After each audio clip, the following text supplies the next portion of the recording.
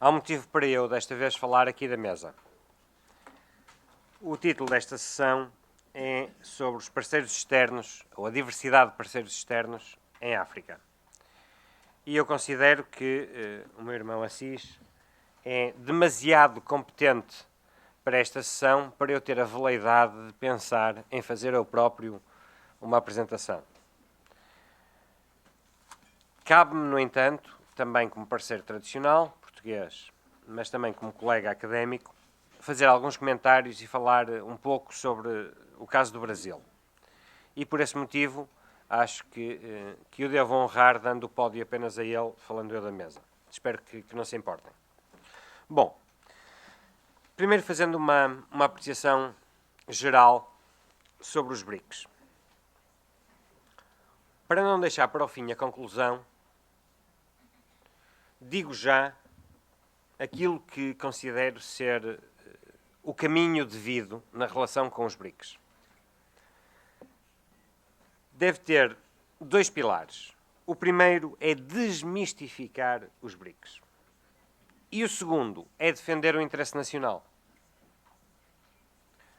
Desmistificar os BRICS porque, sim, eu estou a utilizar o S de África do Sul porque acho que tem uma responsabilidade acrescida, e já lá vou. Desmistificar os BRICS, dizia, primeiro porque não são, como o Assis nos disse, a panaceia, o remédio para todos os problemas em África. Mas também não são o mal. É muito comum aos parceiros mais tradicionais dizerem que Brasil, Rússia, Índia, China e África do Sul menos neste caso, têm interesses muito específicos e que há esta nova forma de colonialismo.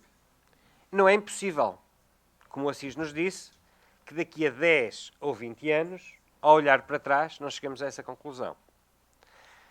Mas, honra lhes seja dada, há algo que temos que agradecer, nomeadamente à China, mais até do que aos outros. À Índia também, especialmente no caso da saúde, mas é um caso muito específico. Eu vou falar do que sei porque considero que os exemplos são sempre mais gráficos. Há 20 anos atrás, muitas crianças não tinham acesso à escola.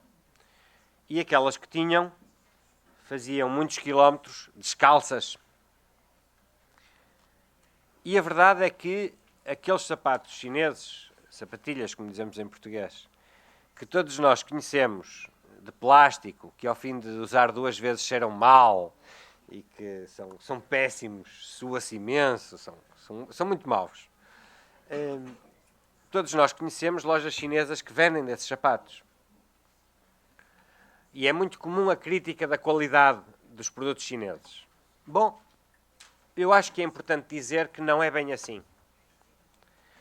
Que entre termos as nossas crianças com sapatos para irem para a escola ou não terem sapatos, e obviamente estou aqui a fazer uma caricatura, não me tomem literalmente, é preferível terem sapatos do que não terem.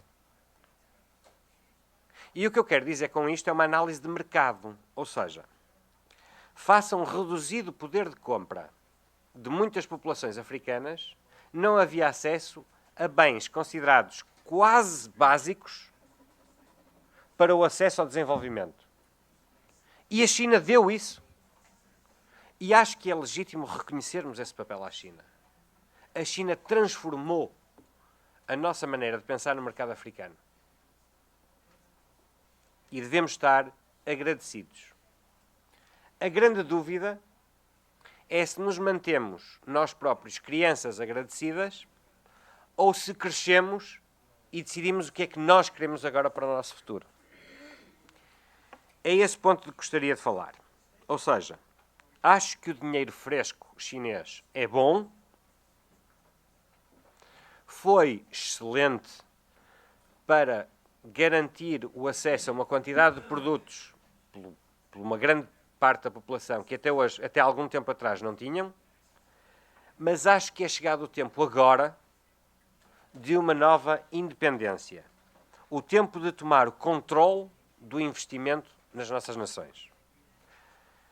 E digo isto como académico, mas também digo isto como português. Como disse há pouco, a empresa nacional de eletricidade portuguesa foi vendida há pouco mais de um ano a uma empresa chinesa, a Three Gorges. Eu sei razoavelmente bem do que estou a falar. Vamos então analisar primeiro os modelos de alguns destes países.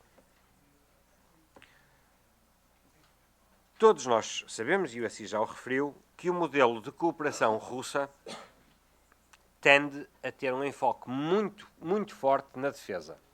Ou seja, independentemente dos investimentos, seja na mineração, no setor dos hidrocarbonetos, seja em que setor for, quando há negociações, quando nos sentamos à mesa com os russos, há sempre uma forte componente de defesa. E é curioso que o exemplo que o Assis deu sobre a China e a China dar 1 bilhão, dizer 1 bilhão não, também lá 2 bilhões, muitos dos países presentes nesta sala, ou representados nesta sala, já tiveram uma experiência semelhante com a Rússia em termos de defesa, que é chegar à mesa das negociações a pensar, bom, vamos ter que falar de dívida e de renovação de algum material de defesa, e os russos são os primeiros a dizer, não, nós sabemos que vocês precisam, que os vossos pilotos precisam de cursos de formação e, portanto, daqui a 3 meses já está tudo montado na Rússia, os vossos pilotos vão lá e têm treino e têm acesso a tudo e mais alguma coisa. Portanto, é um modelo, curiosamente, também copiado pela Rússia, mas no setor da defesa. Em relação à China, há também a tradicional leitura de que eles levam tudo, ou seja, fazem negócios sem condições políticas, não impõem condições políticas, portanto, são melhores do que a União Europeia ou os Estados Unidos, porque não impõem nenhuma condição política, mas impõem outro tipo de condições.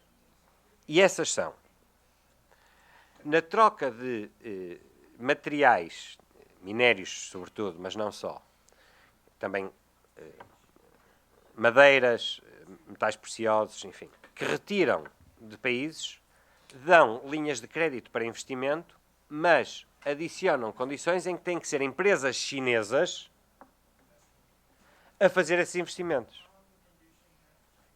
Portanto, será que há de facto uma postura chinesa de não ter condições?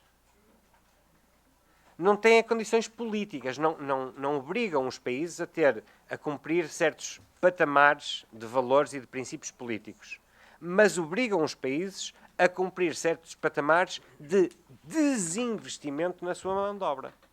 Porque cada vez que um hotel ou um palácio é construído por uma empresa chinesa, cujos trabalhadores são todos chineses ou quase todos, isso beneficia a mão de obra chinesa.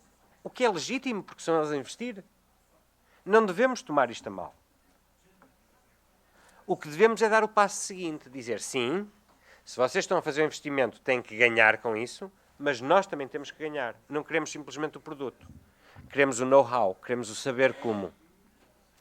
Esse tomar controle é que eu considero que é hoje o momento. Já agora uma curiosidade também em relação à Índia, antes de passar para o Brasil, que é o tema maior. Aliás, 2 curiosidades. Não sei se sabem, mas não resisto, depois do que disse na sessão anterior sobre o Brasil ter invadido Portugal, o que é verdade, no século XIX, no início do século XIX, a Índia também invadiu Portugal. A Índia invadiu Portugal em 1960. Goa, Damão e Diu eram parte do território português e a Índia independente também invadiu Portugal. Mas isto é uma curiosidade histórica. Muito mais sério é oportunidades não tradicionais no comércio entre África e os BRICS. Por exemplo, a esmagadora maioria dos países africanos produtores de petróleo, sobretudo dos países subsaarianos, não têm capacidade de refinação. Há várias exceções a esta regra. A Guiné Equatorial está a desenvolver um projeto muito interessante. O Ghana tem uma refinaria, aliás 2, mas uma um pouco desatualizada, mas também histórica já. mas grandes quantidades de capacidade de transformação não tem. Mas a Índia, há muito pouco tempo, acabou de construir perdão, a maior e mais atualizada e mais barata refinaria do mundo. A questão que se coloca é: o que é que um país africano prefere? Limitar-se a vender e ter linhas de crédito? Ou trocar petróleo crudo por produtos refinados? Por que não ser o próprio país africano a impor condições? Se na sessão anterior vos disse que caberá a países africanos dizer aos parceiros externos quais os projetos de assistência que devem ter, será se calhar agora a altura de dizer o mesmo em relação ao investimento. Há um meio termo, falava disso com um colega durante o intervalo, há um meio termo entre aceitar e proteger o investimento externo estrangeiro e garantir a capacitação local. E qualquer das soluções extremas é má, por um motivo simples. Porque ou temos os bens, mas não temos a capacidade de os fazer nós próprios, ou então não temos de todo em todo investimento. E, mais uma vez, também sei do que falo, pela experiência própria, também do meu país, ao acolher investimento estrangeiro. Vamos passar então ao Brasil e eu já volto a este ponto daqui a pouco.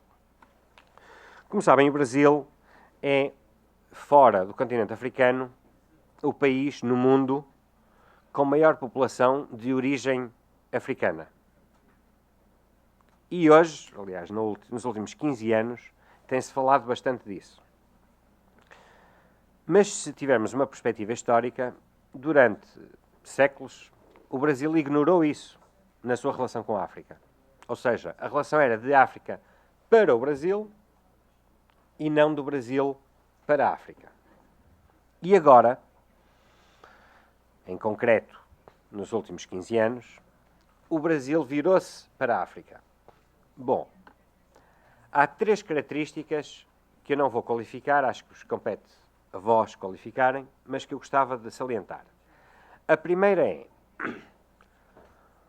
o Brasil adotou um modelo de entrada em África que copia em tudo o modelo dos novos investidores em África, nomeadamente os chineses. Ou seja, criar linhas de crédito muito avultadas e tentar fazer grandes negócios. E não tanto a vertente cultural de interseção entre comunidades e entre países. Segundo ponto. O Brasil está com muita pressa em entrar em África sem cuidar de transferir para a África aquilo que tem de melhor. Ou seja, o Brasil é um bom parceiro, como todos sabemos. Mas por ter descoberto a África há pouco tempo, está a ter uma tendência de seguir apenas aqueles que têm estado lá nos últimos 20 anos e não vender-se a si próprio. Vou-vos dar o exemplo concreto do que quero dizer. Há uma instituição brasileira chamada Embrapa, que é, na minha opinião, uma das melhores instituições do mundo em termos de desenvolvimento agrícola. São mesmo muito bons. E estão presentes em muitos países africanos. Raramente este tipo de investimento que já agora implica a capacitação local, é visto como a prioridade do relacionamento bilateral. Desde, sobretudo não tanto o primeiro, mas o segundo governo do presidente Lula, há uma tentação brasileira de se assumir como poder. E o que eu vos desafio é fazerem o contrário, a olharem para o Brasil como uma oportunidade. Se o Brasil conseguiu dar o salto que conseguiu nos últimos 20 anos, como é que o fez? Que políticas económicas é que adotou para ter o fluxo de capitais que lhe permitiu fazer com que uma elevada parte da sua população passasse da extrema pobreza para uma classe média baixa? Este Brasil é o Brasil antes do presidente Lula. É o Brasil do presidente Fernando Henrique Cardoso. São essas políticas, esse know-how, esse saber como, que eu acho que são uma enorme mais-valia potencial para, pelo menos, alguns países africanos. É comum, como digo, deixarmos-nos levar pelos grandes investimentos. O Brasil não é a China. Para quem não sabe, o Brasil, muito provavelmente, entre este ano e o próximo, vai ter uma grave crise económica. E vai haver uma contração do investimento externo. Isso não quer dizer que o Brasil vai deixar de ser um poder. O Brasil já é um poder, por mérito próprio. Mas aquilo que eles estão a fazer para eles, isso sim pode ser, como disse o Assis, um modelo alternativo de desenvolvimento. A capacitação do Brasil, mesmo no setor da defesa, com a construção de submarinos nucleares, em parceria, salvo erro, com a França, tem condições impostas pelo Brasil, em que pelo menos metade do projeto é feito no Brasil e não em França. É este tipo de modelo que acho que o Brasil representa uma oportunidade para a África e não o contrário. Ou seja, neste caso específico, acho que na relação bilateral os países africanos deveriam ou poderiam requerer maior investimento com transferência de know-how e menos linhas de crédito tradicionais. Dando agora um salto, porque também já me foi mostrado o sinal dos 3 minutos, várias pessoas já referiram o facto da China e da Rússia poderem ou não poder ter um modelo sustentável de crescimento na literatura e em termos académicos, e a CIS acabou também por fazer uma referência, ainda que indireta, aos dois casos. Mas há um caso que, nos BRICS, e mais uma vez estou a falar com a África do Sul, que eu gostava de vos alertar. Os países incluídos nesta sigla, Brasil, Rússia, Índia e China, com exceção da África do Sul, são países continentais. São países tão grandes que se permitem primeiro ter força interna para depois expandir para o exterior. Foi isso que aconteceu com a China, como ouvimos há pouco. Foi isso que aconteceu com o Brasil, agora. Foi isso que aconteceu com a Índia. A Rússia é um caso particular, também aconteceu, mas de forma diferente. O desafio que vos deixo é pensar se o S de BRICS, de África do Sul, South Africa, não deveria seguir o mesmo modelo. Mas há o problema de que a África do Sul não é um país continental. Não, não é. Mas a SADC pode ser considerada uma região continental. Ou seja, nesta minha defesa de impor condições ao investimento externo, com transferência de know-how e ao mesmo tempo proteger esse investimento externo, desafio-vos a pensar primeiro na integração regional africana e só depois no relacionamento com estas novas potências. Porque qualquer país africano individualmente considerado não representa, por mais que queira, ou europeu, já agora, pelo menos ao meu nível, ao nível de Portugal, não representa algo de estratégico para a China, ou para a Rússia, ou para o Brasil. Mas em conjunto representam. A União Europeia representa com toda a certeza. Porque não é a SADC? Porque não a CEDEAO? Porque não cada uma das comunidades económicas regionais africanas? Deixo-vos este desafio.